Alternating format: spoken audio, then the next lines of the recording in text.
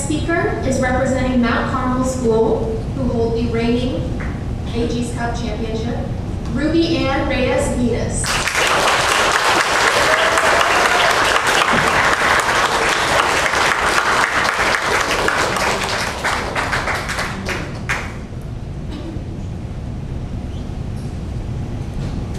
Although I was born on Saipan, I know that I am an outsider. But I don't mind that, because being an outsider has allowed me to be an observer. Like a tourist, I see things perhaps that locals don't see. And when I was thinking about the question posed today, I couldn't help but recall some of the things that people from Guam and people from the Northern Marianas say about each other. These are comments that we don't usually hear in polite conversation, but we hear nonetheless.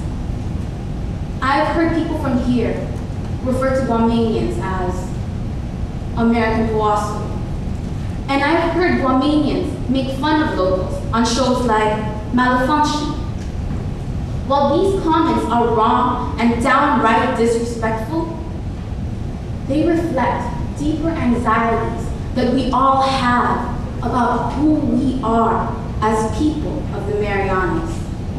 In fact, when we talk about reuniting these islands, I believe that we have a lot of fear and anxiety about each other. Maybe that is why so many people oppose reunification. If you ask just about anyone on the street whether they think we should reunite with Guam, the usual response is a resounding no. Many locals still harbor a deep resentment from the first attempts to reunite. As some may recall, throughout the late 1960s and early 1970s, the Mariana Islands made several attempts to reintegrate with Guam. Each of these attempts, however, was rejected by the people of Guam.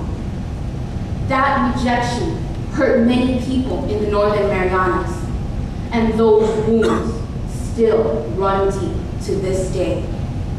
And there are other reasons people oppose reunification. One is that our two communities have grown too far apart in culture and economy.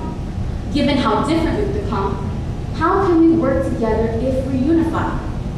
And from a political standpoint, some argue that the Northern Marianas stands to lose too much with reunification. If we reintegrate, Guam's sheer number of voters would put the NMI at a political disadvantage. Furthermore, if we reunite as the 51st state, the Northern Marianas may lose some of the autonomy it has enjoyed as a commonwealth. Considering these disadvantages, it is easy to see why so many people oppose reunification. But when we take a step back and reflect on these disadvantages, what becomes clear is this. There are some very real fears lying beneath this issue. When we oppose the political disadvantages of reunification, we fear losing our power. When we talk about the differences between Guam and the NMI, we fear losing our culture. And when we remember the rejection that happened long ago and may happen again, we fear losing our respect and dignity yet again. These fears are very real and should not be dismissed, especially when added to other fears.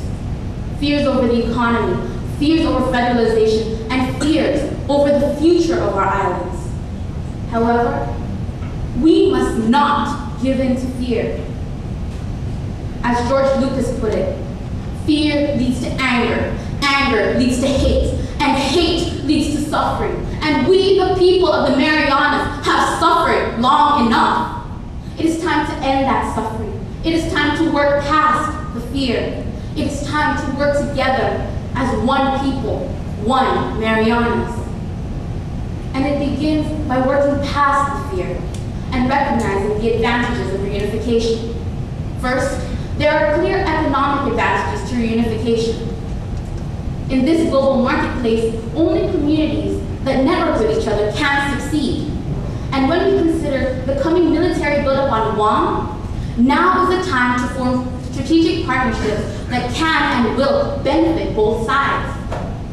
Judge David Wiseman has commented on this as the chairman of the Armed Services Committee of the Saipan Chamber of Commerce, as he told Pacific Magazine, popular tourist destinations within easy flying distance of Guam, such as Bali in Indonesia and the Philippines, are off limits to the U.S. military and their families. Second, there are also security benefits to reunification. By forging closer ties with Guam and the United States, we can benefit from the enhanced security that a military presence brings. And despite the claims that military bases make military targets, there is no denying that having a military presence in this region serves as both a shield and a deterrent against possible attacks. And lest we forget, military conflict is no stranger to the Marianas. However, aside from the economic and military benefits of reunification, the greatest advantage would come not from reuniting with Guam.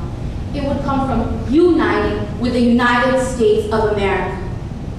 In recent years, it has become easy and even fashionable to bash on America. To some degree, it is well-deserved. History has shown us that all too often, America falls far short of her proclaimed ideals of life, liberty, and the pursuit of happiness. But history has also shown us that those ideals have inspired tremendous change, whether it be Dr. Martin Luther King Jr. fighting for civil rights, or Ambassador Hayden Williams fighting for the political rights of these islands.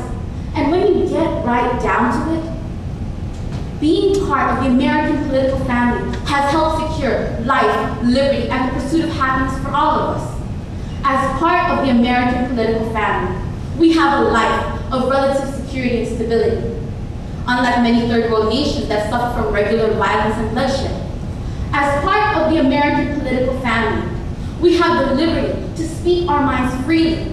The fact that we stand here today to speak our minds on this very issue is proof of that. And as part of the American political family, we have the opportunity to pursue our own happiness, whether it be pursuing the American dream or just relaxing on the beach on a Sunday afternoon. America is far from perfect, but it is time that we stop blaming her for all our problems and start appreciating our union with her. Because today's question is not just about political reunification with Guam, it's about a philosophical reunification with the United States. But here too, we suffer from fear. Recent developments to federalize our islands have been met with anger and hostility, much of it directed at so-called outsiders like myself. For I am a Filipina. Still, while I may be a Filipina, I am also an American citizen. And to be honest, it matters more to me that I am an American citizen, because being an American citizen gives me the right to be a Filipina. Being an American citizen gives me the freedom to be myself. And maybe that's what everyone fears the most, that people like me, people who are not indigenous, will have the freedom to be themselves. Maybe that same fear of us versus them has driven a wedge between Guam and the Northern Marianas. And maybe that fear is ultimately what paralyzes us from moving forward as members of the American family. But as I said earlier, we must not give in to fear, especially fear of each other.